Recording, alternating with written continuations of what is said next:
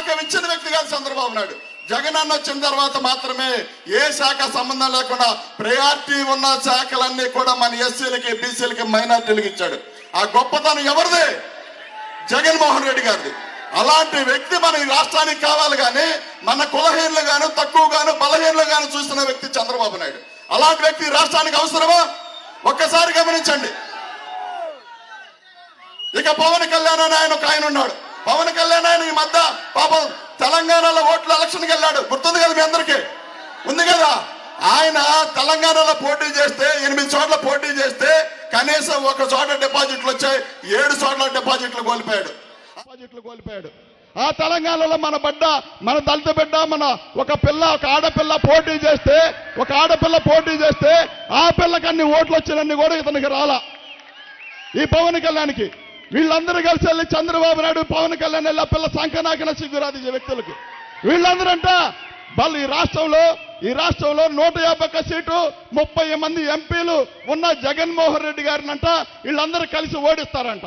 ఎక్కడెక్కడ ఉన్న దళిత బిడ్డ, చిన్న బిడ్డ, పేద బిడ్డ, ఆ పిల్లని కనీసం ఆ పిల్లకు వచ్చిన ఓట్లు నీకు రాకపోతే ఇక్కడంత బలంగా ఈ రాష్ట్రంలో 151 సీటు 30 మంది ఎంపీలు ఉన్న జగన్మోహన్ రెడ్డి గారిని ఎలా ఓడిస్తారా ముండలారా మీరందరూ కలిసి అడుగుతా ఉన్నా.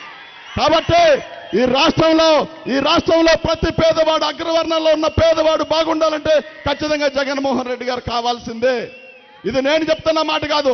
మీలో ఒకరిని మీతో ఒకసారి కత్తెర సురేష్ అన్న దగ్గర నేను పనిచేశాను. అప్పిరెడ్డి అన్న నా గురువు.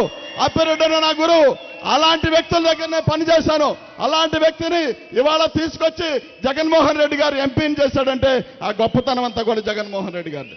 ఎస్సీల పైన కేసులు పెట్టి మనం లోపల పెట్టిస్తా ఉంటే కేసులు పెట్టి వీళ్ళు పొలాలు తగలబెట్టించారని చెప్పి మనం చిన్న చూపు చూసి మన పైన కేసులు పెడితే మనం జైల్లో కూర్చోబెడితే చంద్రబాబు నాయుడు జగన్మోహన్ రెడ్డి గారు తీసుకెళ్లి ఏకంగా ఢిల్లీ పార్లమెంట్లో కూర్చోబెట్టాడు. ఒక్కసారి గమనించండి.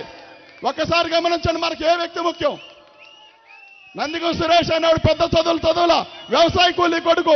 వాడు నార్మల్గా 10వ తరగతి చదివాడు. 10వ తరగతి చదివిన వాడు హాస్టల్లో ఉన్నప్పుడు వార్డెన్ గారు గ్రీనింగ్తో సంతకం పెడతా ఉంటే మా అన్నను అడిగా, మనం కూడా గ్రీనింగ్తో సంతకం పెట్టొచ్చు అంటే దానికి పెద్ద ఎత్తున చదువుకోవాలి, మంచి అవకాశం వచ్చినప్పుడే గ్రీనింగ్తో సంతకం పెడతాం, కుదురుద్దని చెప్పాడు.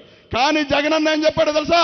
అవసరం లేదు, 10వ తరగతి చదివినా నా ఎస్సీ బిడ్డలు మాత్రం ఖచ్చితంగా గ్రీనింగ్ సంతకం నేను పెట్టిస్తానని చెప్పి నా చేత గ్రీనింగ్ సంతకం పెట్టిస్తామన్నాడంటే అది ఖచ్చితంగా జగన్మోహన్ రెడ్డి గారి గొప్పతనం మాత్రమే. ఇంత గొప్పగా పాలన సాగుతా ఉంటే వీళ్ళందరూ జగన్మోహన్ రెడ్డి గారిని ఈ మధ్య లోకేష్ చూశారు కదా, పాదయాత్రలో లోకేష్ ఏం మాట్లాడాడు? జగన్మోహన్ రెడ్డి గారిని భయం రుచి చూపిస్తా అని చెప్పాడు. అన్నాడా లేదా? అన్నాడు కదా. కానీ జగన్మోహన్ రెడ్డి గారిని భయపెడతా అన్న వ్యక్తి ఈ మధ్య రాజమండ్రి సెంట్రల్ జైల్లో నాన్నేస్తే మీడియా ముందుకు వచ్చి ఇటు తలగీరు అంటాడు, మా నాన్న చూసి 40 రోజులు అవుతుంది సార్ అంటున్నాడు. సిగ్గుండొద్దు. నిజంగా లోకేష్ భయం అంటే అట్లా ఉంటుంది, జగన్మోహన్ రెడ్డి గారితో పెట్టుకుంటే అట్లా ఉంటుంది.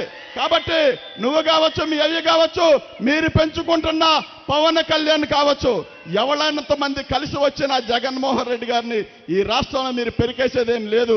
కాబట్టి